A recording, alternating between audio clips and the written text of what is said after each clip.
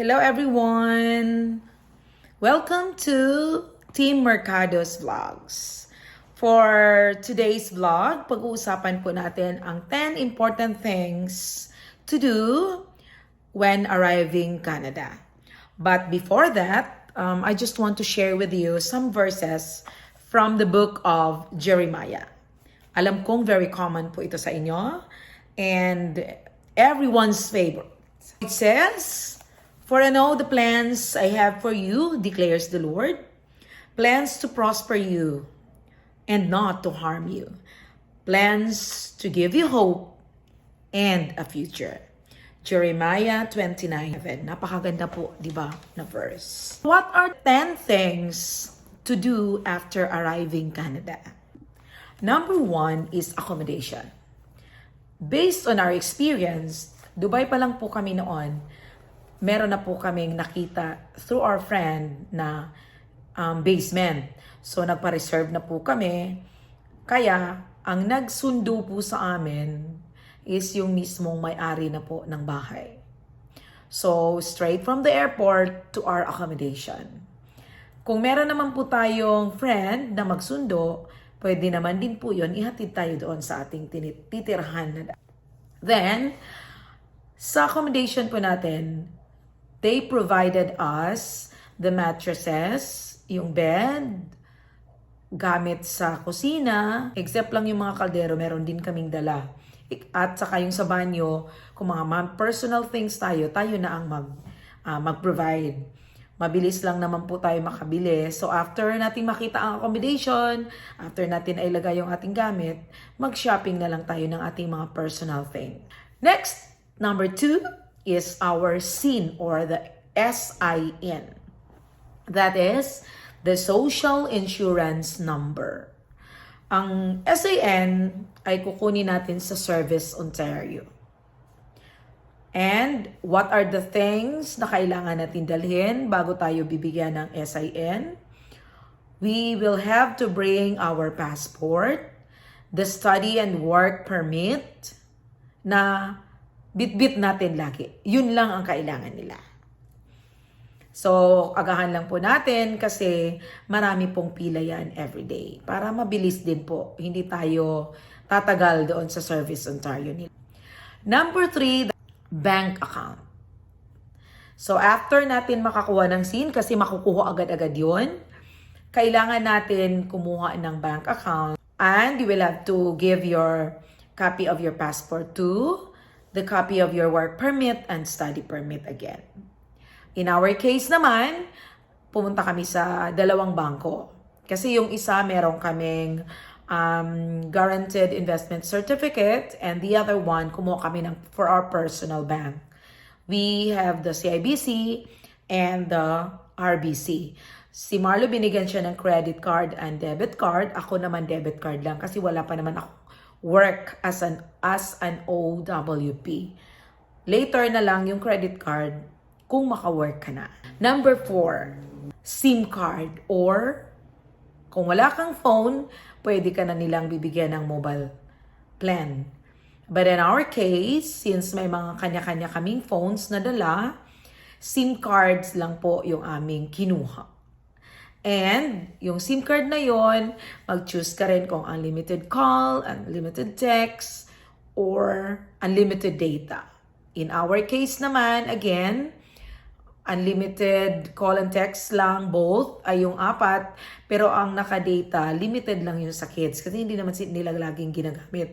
Meron naman sa bahay, provided naman sa accommodation natin or nirerentahan natin. Libre naman yon. Ang kailangan lang natin na para may extra kasi in case of emergency, lalo na sa mga kids na nagbabas sila at nagtitrain sila. So at least meron din sila. Mamonitor po natin. Kami, meron din kami data pero depende po yon sa gig na choice natin. And number 5 is yung ating Presto. As we all know, dito sa Toronto, accessible lahat. So, once sumakay ka ng bus, pwede kang connect sa train. Once sakay ka ng train, pwede kang connect sa bus. Iisa lang po ang charge. $3.25. Kung estudyante ka, $2.25 lang. So, yung Presto na yon, mabibili mo yon anywhere, like in Shoppers, and maglagay ka na lang ng load.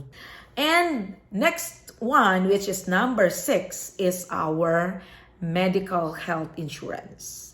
Bago po tayo pumunta dito, meron na tayo niyan. Diba? Kumuha tayo ng 1 month, 2 months, 3 months, until 6 months dapat. Kasi bakit? Dito po sa Ontario, bago ka makakuha ng OHIP or Ontario Health Insurance Plan na libre, is kailangan ka munang maka-stay ng 3 months or more or less 153 days bago kanila isyuhan. Hindi naman natin pinagdarasal na may mangyari sa atin, pero iba na yung maagap, iba na yung prepared, di ba? So, kailangan natin ng medical insurance habang wala pa tayong OHIP. Para in case may mangyari, meron kang magagamit. And let's pretend na 3 months ka na, nakakuha ka na ng OHIP. Ang kailangan mo naman is yung employment certificate from your employer as OWP. Kasi ang SP, meron naman silang sariling insurance habang estudyante sila. Pero OWP with your kids, isama mo na rin yung asawa mo na estudyante, kung sakali, magkakaroon kayo ng OHIP. And what are the things that you need to bring also? Are your passport, the study and work permit, lagi po yung kasama. Your letter of employment, as what I have said a while ago, or payslips. Optional na lang po ang payslips. And your home address, of course. Number 7 is our Canadian resume. Kailangan natin yun kasi mag-a-apply tayo, di ba? Para ma-send natin sa LinkedIn, ma-send natin sa mga websites na ating a-applyan. Based na po sa Canada na resume. Hindi na po yung ating old style. Number 9, we need to prepare for ourselves.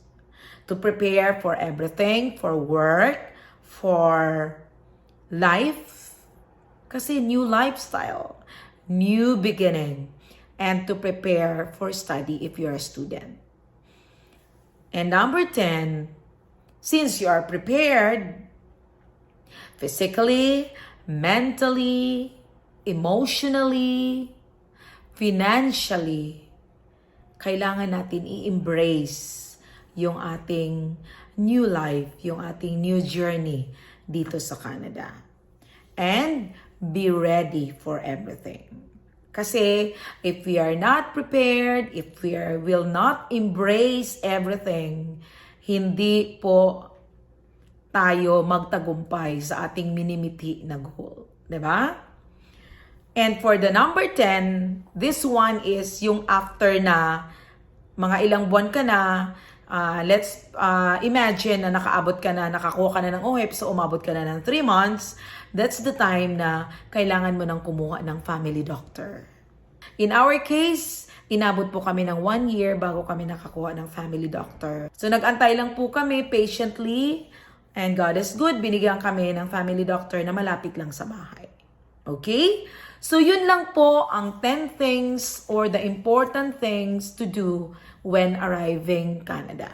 Unang-una po, yung ating accommodation. Next is the SIN. Then we need to open our bank account. We need to get SIM. We need to get our Presto card. Then, kailangan natin ng medical insurance. And after, sa kalaunan ng OHIP. Then, we need to make our Canadian resume. We need to prepare ourselves for a new beginning, for our studies, for our work, for our new life. And we need to embrace our new life and be ready financially, physically, emotionally, and mentally. Yun lang po ang pinaka-importante. And number 10, the last but not the least, is yung ating family doctor. Kasi umabot na tayo doon sa 3 months na yon. Importante po yon once nandito po tayo as a new beginner here in Canada. That is all for today, and I hope I was able to share our experience at may natutunan naman po kayo sa vlog na ito. Bye for now! And let's always remember, life is beautiful. So kailangan lang po natin to be happy always. God bless everyone. See you in my next vlog. Bye! God bless!